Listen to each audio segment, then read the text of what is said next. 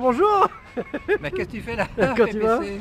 Ouais, ça va? Ça va fort? T'as mis la belle casquette aujourd'hui? Ouais, mais attends, tu vas me manipuler là? Non. Pourquoi tu aujourd'hui- parles de ma casquette? Je ne te manipule On pas. parle pas de la casquette, on parle de la manipulation. C'est-à-dire comment manipuler le manipulateur? Exactement.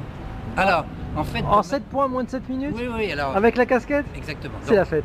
Donc, en fait, pour, disons, manipuler le manipulateur, il faut quelque part pratiquer le Aikido.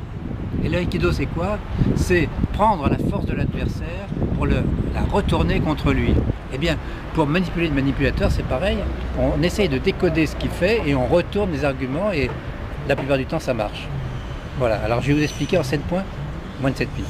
Alors, le premier point, évidemment, c'est de bien identifier qu'on a affaire à un manipulateur. Alors pour ça, il y a une vidéo qu'on a tournée il y a quelques temps. Il y a longtemps. Qui s'appelle PPC. Qui s'appelle Reconnaître le manipulateur. le manipulateur. Voilà. C'est ça, hein? Exactement. Alors, peut-être en résumant, un manipulateur, c'est quelqu'un qui veut que vous alliez dans son sens. Et pour ça, il va vous convaincre d'une manière insidieuse. Il va être un peu ambigu, etc. Qu'est-ce que j'ai de... Oui, puis aussi, il va être culpabilisant. Ah, si tu vas pas dans ce sens-là, et vraiment, tu vas avoir mal, etc., etc. Enfin bon,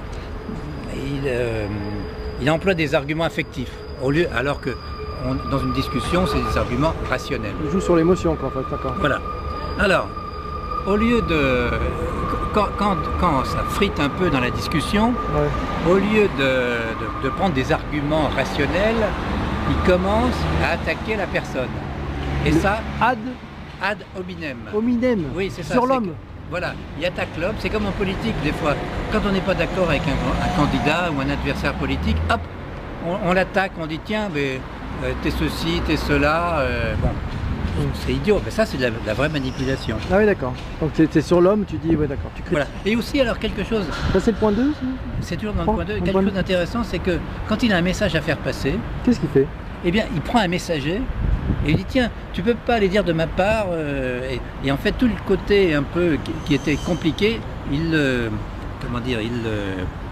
reporte sur quelqu'un d'autre. C'est un peu comme les enfants qui envoient le petit frère dire tu peux demander aux parents si on peut regarder la télé, quoi. Voilà. C'est un peu ça? Voilà. D'accord. Alors, le point 3, c'est que quand ça va pas dans son sens, il commence à se mettre en colère. Ah. Alors là, surtout, ne montez pas d'un cran, d'un ton, laissez-le se mettre en colère et vous, très calme, très posé. Et ce qui a un effet collatéral, c'est qu'il va exploser de colère. Et en explosant de colère, il devient moins fort et il se met en faiblesse. Donc tu fais le bruit inverse de ce qu'il donne, voilà, et ça l'affaiblit. D'accord. Ça, c'était le point numéro... C'était le point numéro 3. Alors, le point 4 maintenant. Le point 4, c'est un point assez subtil. C'est que dans une discussion où on a des intérêts affectifs, matériels, etc., il ne faut parler que du sujet. Autrement dit, la personne que vous êtes ne doit pas intervenir. Autrement dit, vos sentiments, votre peur, votre plaisir, etc., n'entrent pas en ligne de compte. Sinon, il va jouer dessus. Uniquement parler du sujet rationnel. Prendre la distance par rapport au sujet. D'accord, donc pour se protéger, on met le sujet, l'objet entre nous et lui. Comme par avant. Voilà. Par avant, c'est magnifique ça. Voilà. Ensuite, alors, il va continuer à s'énerver. Oui, c'est le point 5. Ouais. Donc, il peut accélérer le débat, le mouvement. Bon, allez, on est pressé, on décide ça, etc. C'est le sentiment d'urgence pour te manipuler, ça. Voilà, exactement. Mais surtout, vous ralentissez le tempo. C'est pas parce qu'il s'accélère, il est urgent d'attendre. Tu connais l'autre phrase? Non. Prenons notre temps, nous sommes pressés. Ah, bah voilà. Eh oui, ça, c'est contre les manipulateurs. Ça permet de réfléchir. Ouais. Bah oui, ça permet de réfléchir, puis surtout de ne pas prendre une décision vite fait dans la précipitation, qui en général va dans le sens du manipulateur et pas dans le vôtre. C'est évident. Bon. Ensuite, alors ça c'est un point 6, c'est un point important quand même. C'est que quand on est en discussion avec un manipulateur, il faut se préparer à avoir ce qu'on peut appeler le courage émotionnel. Le courage émotionnel, c'est-à-dire qu'il ne faut pas avoir peur de plonger dans la piscine quand elle est froide, là, avoir peur d'utiliser des arguments, etc. Et même si l'autre, votre manipulateur en face de vous attaque, vous culpabilise, restez calme, restez serein. courage émotionnel. D'accord, donc il faut anticiper qu'on va s'en prendre plein la gueule au niveau émotionnel, mais comment on sait... La timidité, toi, ça c'est mon mouchoir. Ah, il est joli ton mouchoir. Ouais, eh bien... C'est une marque? Non, pas de marque. Non. Pas de marque pour les mouchoirs. Non, Bergère de France.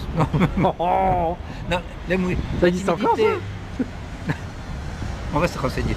La timidité, vous la mettez dans votre poche et le mouchoir aussi par-dessus. Ah ouais, d'accord. Ou le Kleenex par-dessus. Yes, de Kleenex. Alors, pas de marque non plus. Kleenex, dernier point. Le 7e. Le 7e.